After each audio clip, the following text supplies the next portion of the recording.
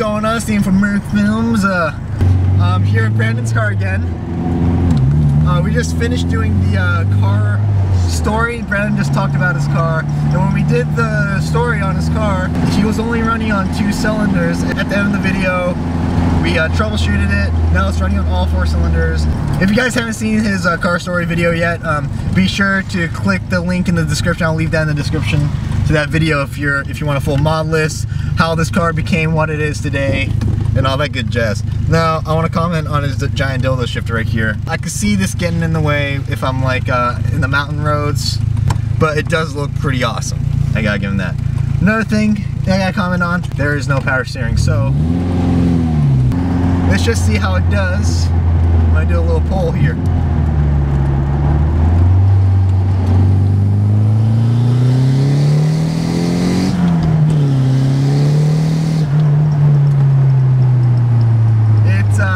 Very scary. I don't know what that was. So bushings. I need subframe collars. Car shakes when you're trying to stop. It's absolutely terrifying. Like the whole car. It's It's not that bad. It's scary. Okay, it's I am very terrified. And the car keeps wanting to stall out on its own. Now this car was originally NA automatic, and now it has a 5-speed S14 DET power here. We're going to hit some corners. I'm a little nervous. The rear springs were bent, and it was causing his car to like do this trampoline effect. And basically the car would just hop everywhere. It was pretty bad. But he got it replaced. It's not doing any of that.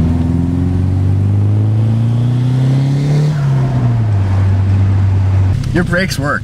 Yeah, R33. Your brakes are pretty good. He has the R33 brake conversion, which is it's pretty decent. It's not bad at all. The only thing I'm gonna complain about right now, aside from the steering wheel being crooked, no power steering, and it being absolutely terrifying when I slow down, the fact that his gauges don't work. The speedometer and the RPM gauge do not function. It's begging you to drive it hard. It wants to go fast, but when it does, you immediately regrets it when you start slowing down. It also has some very sketchy tires on it. The inside of the tires are pretty bald. You can kind of see the wire coming out. The car is loud. It is obnoxiously loud. My bad, Brandon. You're good. Brandon said he was having a hard time heel towing, but because of the, when he did the engine swap, when he put the brake pedal in, what we ended up doing was cutting the automatic brake pedal in half. It might just be your feet are bigger than mine. Yeah. Because right now I have no problem heel and towing, or rev matching for that matter. The clutch doesn't feel bad at all. It's just, from what we know, it's a stock clutch. So let's give it another listen to the car real quick.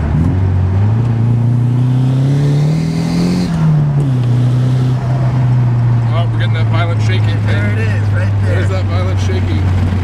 Oh, jeez. So you have to, downshift.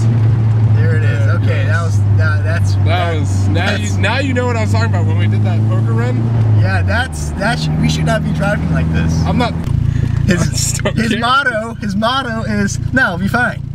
That really is. That's what I'm saying. No, it'll be fine. Oh God. Alright guys, so that's Brandon's car. It's pretty ghetto. Me just a little. Brandon, thanks for letting me drive your car, my man. No problem, dude. It's always fun. When I filmed the review portion of the car, I didn't get the chance to really express what the car was like. The car is all sorts of sketchiness, and it's not something pretty to look at either.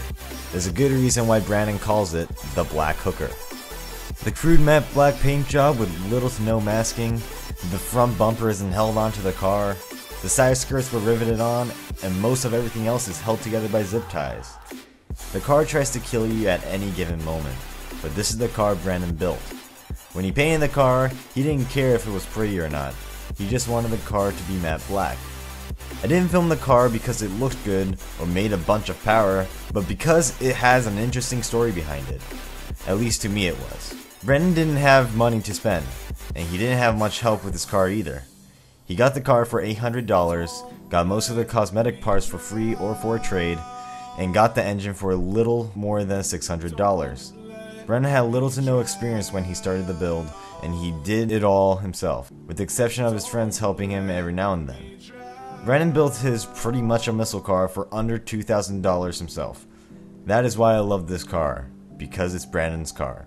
It's what he made it to be. So props to Brandon for building a functioning, kinda sorta race car. And until next time, take it easy.